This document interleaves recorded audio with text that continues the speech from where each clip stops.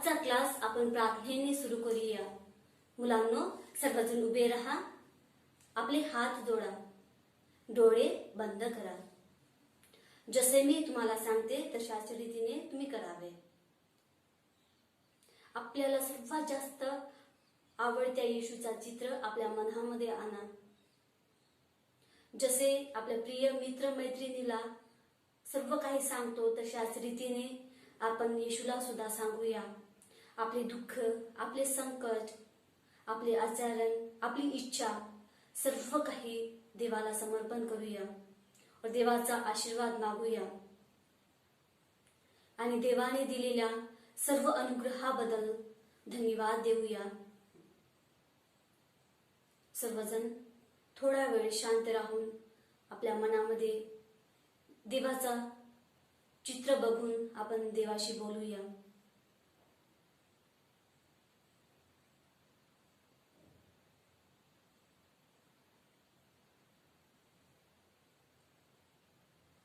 सर्वजण डोळे उघडा।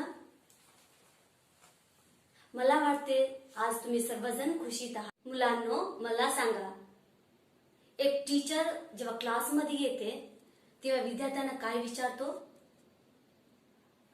की तुम्हाला चांगला डान्स करता येतो, तुम्हाला गाणं म्हणता येतो, की तुम्हाला चांगलं अभ्यासात हुशार आहात, की तुम्हाला खेळ जास्त आवडतो। पण मुलांनो, आज मी तुम्हाला हेच विचारते की तुमच्या मनामध्ये असं वाटतो मी दिसायला छान नाही आहे, मी अभ्यासात कमी आहे, मला डान्स करता येत नाही, गाणं म्हणता येत नाही, असे जे काही तुम्हाला वाटते की मी करण्यामध्ये खूप कमी आहे ते तुम्ही आज 2 मिनिटं तुम्ही शांत राहून तुमच्या मनामध्ये आणा। मुलांनो, अशाच प्रकारे एक व्यक्ती आहे, त्याचं नाव आहे मोशे। हा मोशे पण याच्या जीवनामध्ये पण असं वाटलं की मी कमजोर आहे, मी बोलण्यामध्ये अडथळा जातो, मी बोलण्यामध्ये चांगला नाही आहे। तर याच व्यक्तीबद्दल आजच्या क्लासमध्ये आपण शिकणार आहोत। आपण 5व्या धड्यात पोहोचलो आहोत। धड्याचं नाव काय आहे, कोणी सांगू शकता? धड्याचं नाव आहे मोशे मुक्तिदाता। इस्रायली लोक अनेक वर्ष मिस्र देशात होते। 2 किंवा 3 वर्ष नाही तर 14 वर्षे त्यांनी मिस्र देशात राहू लागले। सुरुवातीस योसेफाद्वारे त्यांना मान सन्मान मिळत होता, पण हे पुष्कळ वर्ष झाल्यामुळे मिस्र देशातील लोकांना भीती वाटू लागली की इस्रायल लोक त्यांच्यावर सत्ता गाजवणार, म्हणून फॅरोच्या नेतृत्वाद्वारे त्यांच्यावर अत्याचार करू लागले। मिस्र देशातील लोक इस्रायल लोकांना गुलामासारखे मानले, त्यांना काबाड कष्ट करण्यास भाग पाडले। शेतातील काम देखील फक्त नाही तर वीट चुन्याचं काम देखील त्यांना करावयास लागले। इस्रायल लोकांचा जीवनाचा मनोरंजन सुद्धा निघून गेला। आता दुःखाचा जीवन सुरू झाला। तर या दुःखाच्या जीवनातून बाहेर काढण्यासाठी पिता परमेश्वराने एक व्यक्तीला योजनेत आणलं, एक व्यक्तीला निवड केलं। तर त्या व्यक्तीचं नाव आहे मोशे। देवाने निवडलेला व्यक्ती मोशे याच्या जन्माबद्दल आपण बघूया। त्यावेळेस फॅरोने एक आज्ञा केली की इस्रायलात जन्मलेला प्रत्येक मुलगा ठार मारला जाईल। एका स्त्रीला मुलगा जन्मास येतो, ती 3 महिने त्या बाळाला लपवून ठेवतो, पण 3 महिन्यानंतर त्याला लपवून ठेवण्यासाठी जमलं नाही। तर त्याच्यानंतर या मुलाला कुठे दुसऱ्या ठिकाणी पाठवून कुठं पाठवासाठी ती निर्णय घेते। तर तेव्हा ती एक पोटारा बनवते, त्याच्यात ठेवून ती नदीमध्ये जाऊन सोडून देते आणि साईडला जाऊन एका झुडपामध्ये लपून ते बघत राहते की बाळ कुठं निघून जातो, कुठपर्यंत चालत जातो। तेव्हा त्याच वेळेस फॅरोची मुलगी जो प्रिन्स होती ती आंघोळ करायसाठी नदीवर येते. तेव्हा तिचं नजर त्या पोटाऱ्याकडे जाते का तिथं एक लहानसा बाळ खूप रडत आहे. तेव्हा फॅरोच्या मुलीच्या जे सेविका होते त्यांना पाठवून ते बाळाला घेऊन येते. तेव्हा तिचे सेविका घेऊन येतात. तर या बाळाचे बघण्यासाठी, संरक्षण करण्यासाठी तर एक आई हवी होती. तेव्हा त्यांनी जाऊन एका स्त्रीला घेऊन येतात. तर ते स्त्री याच बाळाची आई असतो, पण त्यांना माहित नव्हतं. तर या बाळाला ते आईकडे सोपवतात आणि हे आई त्या बाळाला चांगल्या रीतीने सांभाळतो. आणि जेव्हा बाळ मोठा होतो तेव्हा हे स्त्री जाऊन फॅरोच्या मुलीला परत करतो. तेव्हा फॅरोची मुलगी त्या बाळाला नाव देतो. ते नाव आहे मोशे. तर मोशे या शब्दाचा अर्थ असा आहे की पाण्यातून काढणारा, कारण की त्यांना पाण्यातून सापडला होता म्हणून त्याचं नाव ठेवलं आहे मोशे.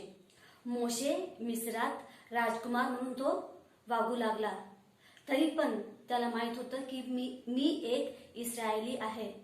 जसा तो मोठा होतो तर एक दिवस तो इस्रायल लोकांना, भाऊबंधांना बघासाठी जातो की त्यांनी काबाड कष्ट करत होते. हे सर्व काही त्याच्या डोळ्याने बघत होता की त्यांना किती कष्ट करावं लागत होतं आणि मिस्री लोक त्यांना मारत होते. तर तो बघतो की एक मिस्री व्यक्ती आपल्या इस्रायली भाऊला मारला. तेव्हा मोशेला खूप राग येतो आणि त्या माणसाला जाऊन ठार मारतो. तर हे गोष्ट फॅरोच्या कानाला लागतो. तेव्हा फॅरो या मोशेला पकडायचा निश्चय करतो. तेव्हा मोशे पळून मिद्यानी देशात निघून जातो. तर तिथे इत्रो नावाच्या मिद्यांच्या घरी शेरड्या मेंढ्या राखायला सुरू करतो. तर राखत असता वेळेस त्या इत्रोच्या कन्येशी त्याचं लग्न होतं. एक दिवस मोशे आपला कडक डोंगरावर, जे होरेब नावाचा डोंगर होता, चालायला घेऊन गेला. तिथे त्याला असे एक दृश्य घडले की एक झुडूप अग्नीने जळत आहे पण ते भस्म होत नाही. तेव्हा आश्चर्यचकित होऊन तो अनोळखी या झुडपाला बघायला तो चालला जातो.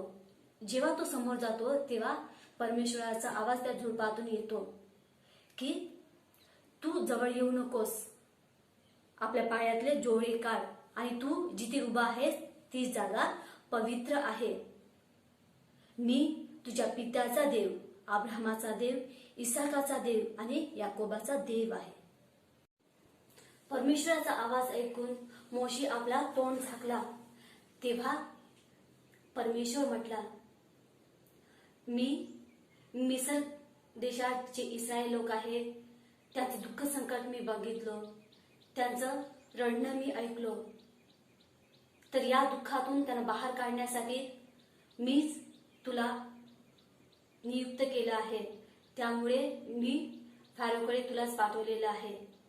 तेव्हा हे ऐकून मोशे आश्चर्य होतो आणि देवाकडे आपली इच्छा सांगतो की हे सर्व करायला मी कोण आहे. तेव्हा देव म्हणतो, मी तुझ्या बरोबर आहे, त्याच्यासाठीच मी तुला इथे पाठवलेले आहे. देवाने मोसेला एक महत्वपूर्ण जबाबदारी देतो की तू जाऊन इस्रायल लोकांना सांग की मी त्यांचा पूर्वजांचा देव, अब्राहमाचा देव, इसाकाचा देव आणि याकोबाचा देव आहे. मला तुमच्यासाठी पाठवलेलं आहे. 2 कार्य देवाने मोशेला सोपवून देतो. प्रथम कार्य आहे की देव इस्रायल लोकांना मिसरी गुलामीतून सोडून त्यांना कानान देशात नेणार. दुसरा कार्य आहे, फारोला जाऊन तू सांगायचं आहे की इस्रायल लोकांना 3 दिवसाचा प्रवास दिला पाहिजे देवाच्या यज्ञ अर्पणासाठी. हेच कार्य देवाने मोसेला सोपवून देतो. चिन्ह प्राप्त झाल्यावर सुद्धा मोशेची भीती दूर झाली नाही. मोशे परमेश्वराला म्हणाला, हे प्रभू, मी बोलका नाही, मी मुखाचा जड आहे, जिभेचा जड आहे. माझ्याऐवजी कोणा दुसऱ्याला पाठवा. तेव्हा परमेश्वराने मोशेचा भाऊ अहरोन याला त्याच्या मदतीसाठी पाठवतो आणि दोघांना पिता परमेश्वर म्हणतो की मी तुम्हा दोघांना शक्ती प्रदान करणार. परमेश्वर मोशेला आज्ञा देतो की तू काठी धर आणि काठीने तू चमत्कार करशील. मोशे इथ्रोला सोडून त्याची पत्नी आणि त्यांच्या मुलांना घेऊन तो मिसर देशात प्रवास करू लागला. प्रवास करता वेळी सुद्धा पिता परमेश्वर मोशेला आदेश देत होता.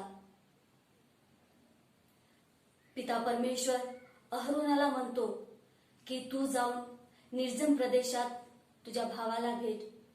जेव्हा त्यांची दोघांची भेट होते तेव्हा मोशे आपल्या भाऊला सर्व काही सांगतो. दोघे मिळून त्यांनी मिसर देशात पोहोचतात. मिसर देशात पोहोचल्यानंतर इस्रायल लोकांच्या सर्व नेत्यांना एकत्र करून देवाने सांगितलेल्या सर्व गोष्टी त्यांना सांगतात आणि चिन्हेही दाखवतात. दाखवल्यानंतर सर्व इस्रायली लोक त्यांच्यावर विश्वास ठेवतात आणि पिता परमेश्वराची आराधना करतात. मोशे व अहरोन फारोकडे जाऊन इस्रायलांसाठी विनंती केली की त्यांना सोडून द्यावे, जेणेकरून त्यांनी जाऊन पिता परमेश्वराची आराधना करतील. परंतु फारो त्यांना सोडून देण्यासाठी तयार झाला नाही आणि तो विचार करतो की यांनी आळसामुळेच जाऊन परमेश्वराची आराधना करतील, त्याच्यासाठी त्यांनी अनुमती मागत आहेत. म्हणून परमेश्वराबद्दल थोडा पण विचार न करण्याची संधी त्यांना दिले गेले आणि त्यांना जास्तीत जास्त काम दिले गेले. आणि जे फारोचे अधिकारी होते इस्रायल लोकांना जास्त त्रास देऊ लागले, त्यांना जास्त काम देऊ लागले. तेव्हा इस्रायली लोक मोशे आणि अहरोनवर दोष लावू लागले. तेव्हा मोशे परमेश्वराकडे जाऊन तक्रार केली. तेव्हा परमेश्वर मोशेला आश्वासन दिले की परमेश्वराने जे सांगितले आणि दिलेले कार्य आहे ते नक्कीच घडणार. त्याच्यानंतर पिता परमेश्वर मोशेला म्हणतो की एक ना एक दिवस नक्कीच फारोला आपल्या इस्रायल लोकांना सोडून द्यावेच लागेल. मुलांनो, आपल्या धड्यात आपल्याला हेच शिकायला मिळते की आपल्या दुःख संकटात अडीअडचणीत पिता परमेश्वर आहे, जो शक्तिमान आहे, तो आपल्याला मदत करणार. आणि जसे पिता परमेश्वराने मोशेला शक्ती दिली, मार्गदर्शन केले, अशाच प्रकारे पिता परमेश्वर आपल्यासोबत सर्वदा राहून आपल्याला शक्ती देणार, मदत करणार. जसा आपला क्लास संपत आहे तर तुमचा होमवर्क आहे की आपल्या पुस्तकात दिलेले 5 प्रश्नाचे उत्तर तुम्हाला लिहायचे आहे आणि पाठांतर करायचे आहे. विसरू नका मुलांनो, तुम्हाला पाठांतर करायचे आहे आणि तुम्हाला निर्णय घ्यायचा आहे की परमेश्वराने जसे जबाबदाऱ्या मोशेला दिले तर मोशे ते चांगल्या रीतीने स्वीकार केले. तशाच प्रकारे जसे तुमचे आई वडील तुम्हाला जबाबदाऱ्या देतात ते तुम्ही चांगल्या रीतीने स्वीकारले पाहिजे. तर आपला क्लास आपण आपल्या पुस्तकात दिलेल्या कवितावरून आपण समाप्त करूया. साल साल निघून गेले, शत्रू जणांनी डोळे उघडले, विपत्ती आली इस्रायला, झाले दुःखित स्पष्ट रूपात. तेव्हा मोशेचा जन्म झाला, प्रभावित संदेश परमेश्वराचा, आचारात आणि विचारात शक्तिमान एक संदेश महान. निवडून घेतले प्रभू परमेश्वराने, त्या प्रभावी परमोचाला इस्रायलात नेण्यासाठी, काळोख दूर करण्यासाठी. काबाड कष्ट सहन करून इस्रायलाचे तारण करून मोशेस निवडले परमेश्वराने, चालविले त्यांना सत्मार्गाने, चालविले त्यांना सत्मार्गाने.